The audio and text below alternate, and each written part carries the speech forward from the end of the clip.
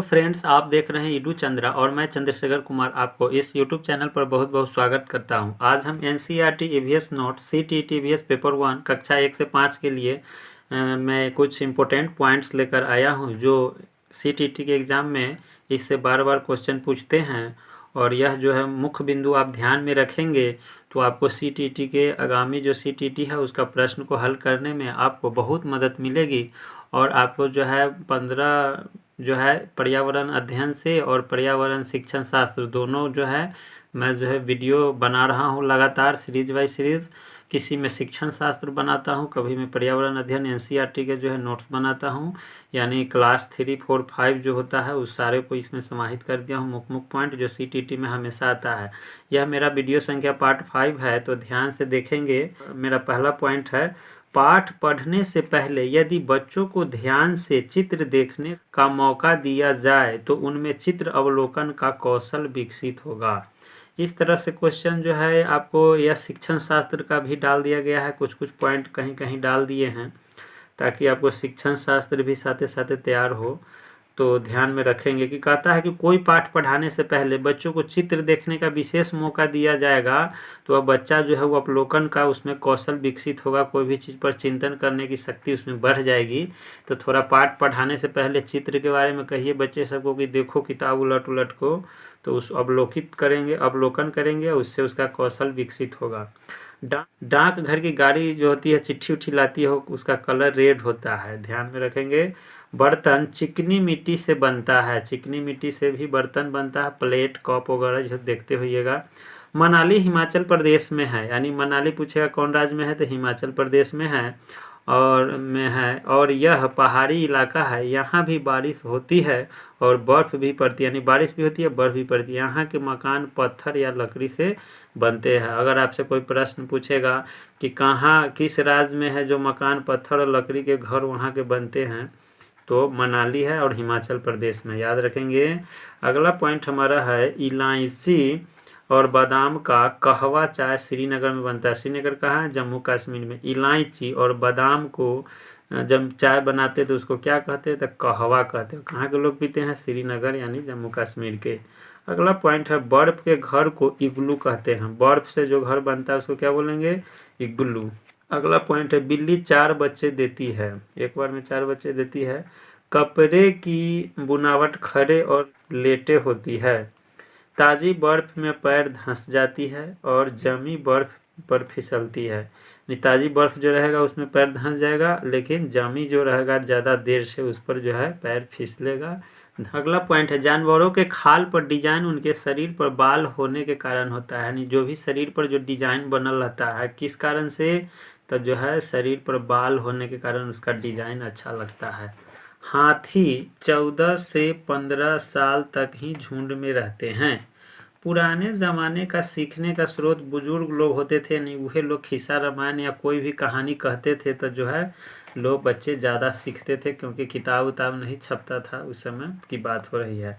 हाथी के झुंड के सभी फैसले बुजुर्ग हथनी लेती है, यानी जो भी झुंड है उसमें सबसे हथनी जो होती है वही फैसला लेता है क्या करना है।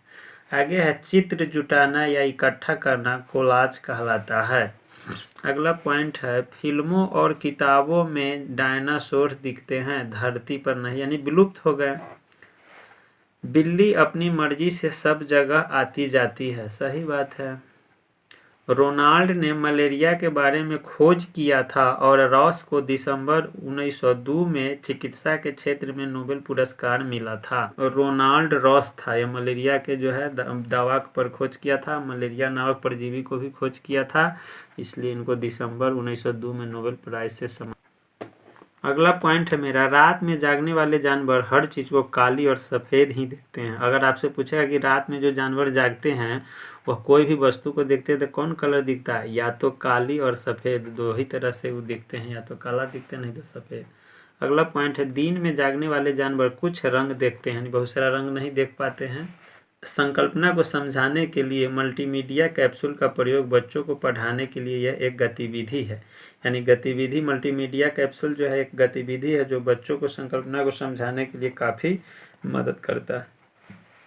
पेड़ और जानवर हमारे बिना रह सकते हैं, लेकिन हम उनके बिना नहीं रह सकते हैं, क्योंकि पौधा जो है अपना भोजन स्वयं बनाता है, लेकिन जानवर या हम आदमी जो है उसके बिना नहीं रह सकते, क्योंकि हम लोग जो है परपोषी, हम दूसरे पर डिपेंड है, इसलिए जो है हम जो है पौधे के बिना नहीं रह सकते हैं। 2009 में आरटी यानी राइट टू एजुकेशन लागू हुआ था। शिक्षा के अधिकार अधिनियम 2009 में लागू हुआ था।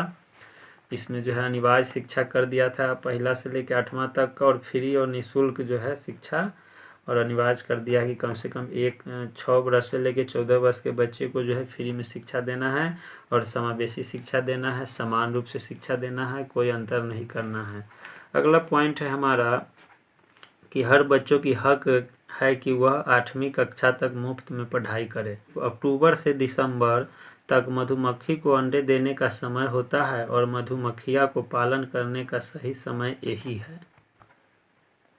अगला पॉइंट है मीठा घोल चीनी और छत्ते को साफ करने के लिए दवाई खरीदते हैं, यानी जो मधुमक्खी पालन होता है तो उसमें चीनी उनी भी लगता है छत्ता को साफ। चींटियों के 3 जोड़ा पैर होते हैं, यानी 3 दूना 6, एक जोड़ा में 2 होता है तो 3 जोड़ा में 6, यानी चींटी के 6 गो पैर होता है। पैर का हड्डी टूटने पर 6 हफ्ते तक यानी 1.5 महीना प्लास्टर चढ़ा हुआ होता है, पैर उड़ के हड्डी टूटता है तो। अगला पॉइंट है टिकट चेकर का काला कोट और उजला टोपी होता है, टोपी उजला पहनता है, काला कोट टिकट चेकर यानी रेलवे वगैरह का। जब ट्रेन तेजी में चलती है तो सभी चीज़ें उल्टी दिशा में भागती दिखाई पड़ती है। अगला है सूरज डूबने के समय आसमान संतरी दिखाई पड़ता है, यानी किस कलर का, तो संतरी, जब सूरज पश्चिम में डूबते हैं उस समय।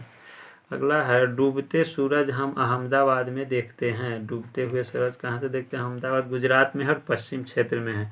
तो फिर उगते हुए सूरज को कहाँ दिखता है? तो अरुणाचल प्रदेश के लोग देखते हैं। लाल मिट्टी मडगांव जो गोवा में है, लाल मिट्टी कहाँ मिलता है? तो मडगांव है जो गोवा में पाया जाता है। गांधी धाम अहमदाबाद और वलसाड गुजरात में है, याद रखेंगे। काजीकोड केरल में है। किसी बच्चों का शारीरिक गठन उसके वंशानुक्रम का परिणाम है, जबकि बच्चों की शिक्षा की गुणवत्ता, पौष्टिकता की गुणवत्ता एवं संस्कृति उसके वातावरण के परिणाम है। किसी बच्चे का संपूर्ण विकास उसके वंशानुक्रम तथा वातावरण की अंतःक्रिया का परिणाम है। तो ये मस्ट VVI है, यानी पेडागोजी का जो है मस्ट VVI है, इसको समझना एकदम ज़रूरी है। एक बार मैं पुनः इसको पढ़ देता हूँ। किसी बच्चों का शारीरिक गठन उसके वंशानुक्रम का परिणाम है, यानी जो है उसके माता पिता का जो गुण बच्चे का आता है वो मुख्य उसका परिणाम है शारीरिक गठन, जबकि बच्चे की शिक्षा की गुणवत्ता, पौष्टिकता की गुणवत्ता, शिक्षा की एवं संस्कृति उसके वातावरण के परिणाम है। जो भी चीज़ वो खाता पीता है या जो है उसका जो है पढ़ाई लिखाई होता है, सांस्कृतिक जानता है, वो सब वातावरण के परिणाम है। किसी बच्चे का संपूर्ण विकास उसके वंशानुक्रम तथा वातावरण की अंतःक्रिया का परिणाम है, याद रखेंगे। यानी वंशानुक्रम और वातावरण जो है बच्चे के सीखने में बहुत बड़ा योगदान करता है। पर्यावरण अध्ययन पढ़ाने की विधि क्या है? तो सहयोगात्मक अधिगम है, निर्देशित खोज है, समस्या समाधान। ये 3 तरह से हम उसको बताएंगे तो ज़्यादा सीख जाएगा। अगला है रेलवे टाइम टेबल से गणित और भूगोल की बहुत सारी मज़ेदार क्रियाएं की जा सकती है। लड़की की शादी का सही उम्र 18 वर्ष और लड़का का 21 वर्ष है। तेलंगाना में एक जिला है रंगारेड्डी, यहाँ एक विशेष कैंप लगता है जहाँ कम उम्र में लड़कियाँ को शादी के बाद फिर से स्कूल भेजने में मदद करते हैं। अगला पॉइंट है कबड्डी में दोनों पाली में 7-7 की खिलाड़ी रहती है। छू कर खेले जाने वाले खेल खो खो और कबड्डी है। कबड्डी में लड़के वाले कपड़े पहनने पड़ते हैं, जो भी लड़की है अगर कबड्डी खेलती है तो लड़का वाला कपड़ा पहनेगा। कर्णम मल्लेश्वरी एक वेट लिफ्टर है, भारोत्तोलक उसको बोलते हैं, जो आंध्र प्रदेश की रहने वाली है। कर्णम मल्लेश्वरी के भी क्वेश्चन पूछती है, वो महिला है और जो है कई चैंपियन जो है कई मेडल जीत चुकी है। वह कहाँ की रहने वाली है? तो आंध्र प्रदेश की रहने वाली है। क्या है? तो वेट लिफ्टर, यानी वेट लिफ्टर अंग्रेजी में कहते हैं, इसको हिंदी में बोलेंगे भारोत्तोलक। अगला पॉइंट है कोच खेल सिखाते हैं, खेल के लिए क्लब बनाते हैं। दवाई में भी फूल का इस्तेमाल होता है, जैसे गुलाब, तुलसी। गुलाब जल दवाई, मिठाई, लस्सी में प्रयुक्त होती है। गुलाब जल कहाँ कहाँ? तो दवाइयों में, मिठाइयों में, लस्सियों में प्रयुक्त होती है कथी? गुलाब जल, उसको सेंटेड करने के लिए।